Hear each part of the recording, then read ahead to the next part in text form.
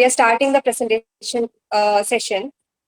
First, I invite Parvathy V. Devi Sanal, School of Indian Legal Thought, Mahatma Gandhi University, Kottayam, to present a paper on the predicament visages behind bars in online movement. Good afternoon to all. Myself, Parvathy V, a student, LLM student of School of Indian Legal Thought, Mahatma Gandhi University, Kottayam, and my co-author, Devi Sanal. She's a research scholar of Central University of Kerala. And so we are so honored to be a part of the International Interdisciplinary Conference on the Trend in Management, Science, Commerce, Technology, and Law and Human Rights. Our paper titled as The Predicament Visages Behind the Bars, which mainly deals with the overcrowding in prisons. So, we are the citizens of a country who are protected under the shield of right to life and dignity to every individual. And this approach has been affirmed by the Honorable Supreme Court through various judicial pronouncements and all. So, sorry. So, the criminal justice system of India follows a reformative theory by abhorring the sin and not the sinner. What we say that hate the sin and not the sinner and believes in the futures of every sinner. So, in order to facilitate a corrective approach as well as to have a punitive effect to the wrongdoer will be sent to the prisons. Thus, the face of a prison or the prisons constitute the real face where a country's disciplinarian systems are represented. So the whole criminal justice system of our country fails when there is a lacuna in the prison administration. So the human rights jurisprudence of the prisoners ensures custodial dignity and assures with all the rights as guaranteed by the constitution as well as laws without. So the main challenging question that comes to our mind when we think about the predicament visages that happens behind the bar is that are the prisoners or the other inmates are they really undergoing the real facets of dignity? So when the facets of the dignity and their life is concerned, overcrowding constitute one of the major challenge for it. So as held by Justice V.R. Krishnaiyer, our world prisons are still laboratories of torture, warehouses in which human commodities are sadistically kept, and where the spectrums of inmates range from driftwood juveniles to erotic dissenters. So, a prisoner, as we all know, that just like a normal human being, a prisoner is also entitled to all the fundamental rights, unless curtailed by the constitutions or the concerned laws. And a mere fact that he is detained or he is in a jail cannot deprive him the all the rights guaranteed to that person. So, except to the extent of that, he is lost as a part of situational necessity and legally justifiable as well as the incidental to such confinement. So it's really despairing to pass over the issue without giving due consideration to hardship of the persons behind bar. And if you look into the question that who is a prisoner and what is a prison, so the term prison has been used to refer to all the authorized places of detention with the criminal justice system holding all the prisoners, including those who are held during the investigation of a crime and were awaiting trial and after and before conviction who are sentenced there. So the term does not cover detention centers holding people detained due to the irregular migration status and all. So the term prisoner has been used to describe all the persons who are held in the detention place like that is the prison, as mentioned earlier, including which includes the adults and juveniles during the investigation of a crime and who are awaiting the trial, and the persons who are convicted before and after the sentencing and all. So the with regard to the question of the official capacity of a prison and as well as the occupancy rate, which is frequently used to determining the overcrowding. So these two factors are the concerns that require or which determine the overcrowding. That by applying this overcrowding in prisons or overcrowding is defined as the circumstance in which the quantity of inmates when the quantity of the inmates exceeds the designed prison capacity. So, if the portion of the capacity occupancy rate is higher than 100, we know obviously it's regarded as overcrowding.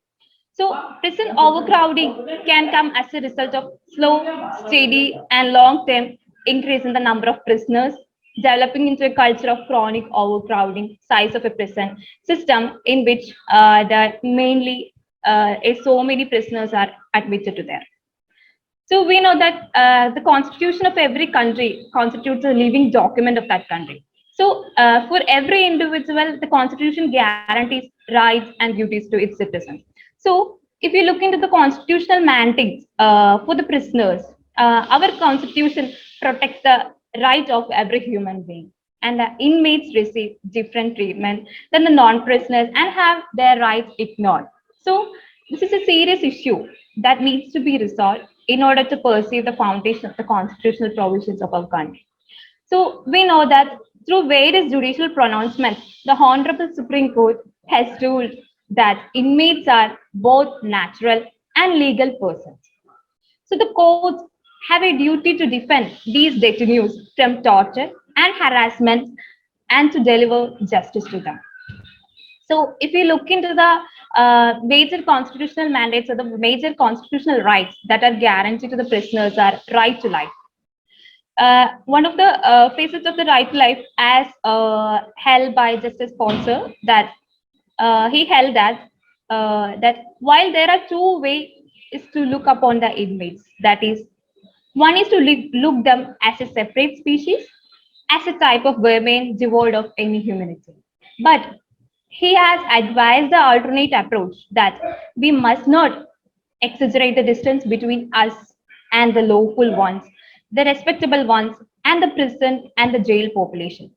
For such exaggerations will make it too easy for us to deny that the population, the rudiments of the human consideration. So, with regard to the right to health, we know that the right to health has a prominent place under the Constitution of India, and the right to health, as enshrined under Article 21 of the Constitution, has a prominent place. So, the Justice Report 2019 pointed out that the inmates have a slow life expectancy and suffer from numerous infectious diseases. And this condition exists despite the specific legal legislation and the rules tackle epidemics, manage prison hospitals, and schedule regular health checkups and all. So, if we look into the or went upon to the reality, prison hospitals functions is not in a proper way, and they often lack proper equipment and quality of treatment for the prisoners. So, with regard to the right of a speedy trial, we know that it's a facet of Article 21 of the Constitution of India, and delay in the disposal of the case is just like the denial of the justice. So, the court has adopted necessary steps for the expeditious trial and quick disposal of the cases and all. And with regards to fair trial, the presumption of innocence is a human right. And Article 11, Clause 1 of the UDHR 1948 also provides that any person charged with penal offences has a right to be presumed innocent until proven guilty, according to the law in public trial, in which he shall has guarantees necessary for their defense. So the right against unusual punishment, the treatment to a human being which offends human dignity, imposes avoidable torture and reduces a man to the level of the base would be certainly be arbitrary and to be questioned under the Article 14 of the Constitution. So the what prohibits through the right against unusual punishments is the third degree method by police and all is violated, and the method used will be Parvati, you have 2 minutes to conclude. yes, ma'am, I'm concluding. So the International Committee of Red Cross has set certain standards, and that is the 5 point square meter cell accommodation and 3 point square meter persons shared in dormitory and all. And this standard set by the ICRC has to be accomplished by fulfilling some of the factors that I have shown in this slide.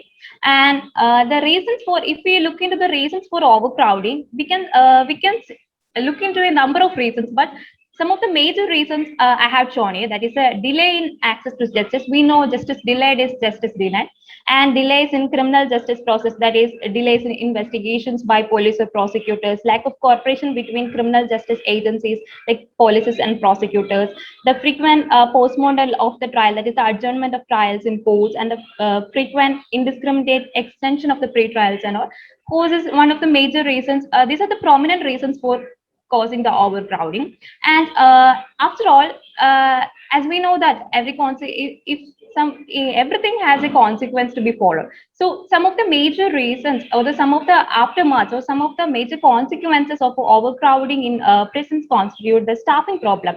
That is, as a number of the prisoners increases, the required number of staff is still in a dormant place, and the number of staffing is to be increased with respect to the population. And safety and security, which includes the safety and security of women prisoners, children, are in a dormant state. And the prison rehabilitation, we know that several rehabilitation programs and activities are constituted for the prisoners, and as far as the overcrowding is in on increase, this constitute a threat for the rehabilitation process, and the nutrition health will be on a threat if the overcrowding is on the increase, and the higher cost of imprisonment, because the government has to look after all the prisoners, and this will be a problem.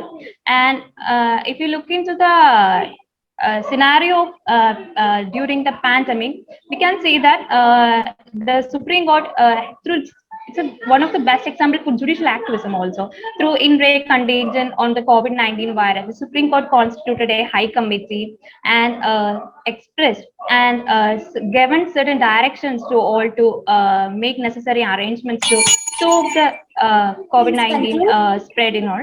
Yeah, I'm going to conclude.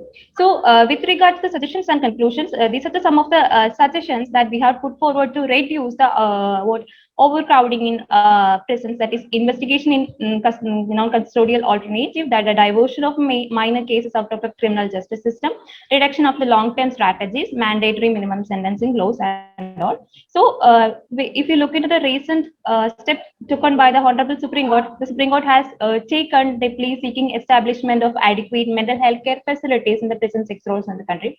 So the problem of overcrowding in a prison is not a Herculean task which we cannot solve. With the combined effort of the judiciary, legislature, and executive, we can curb this issue, and we can bring them as a normal human. So to conclude, I am just quoting a sentence from the case Charles Obraj versus SP Central Jail Tihar, that is, imprisonment does not spell farewell to fundamental rights. And that's about our seminar. And we express unfathomable gratitude to all the coordinators and all for presenting our paper. And that's all about our paper. Thank you so much. Thank you, Parvati.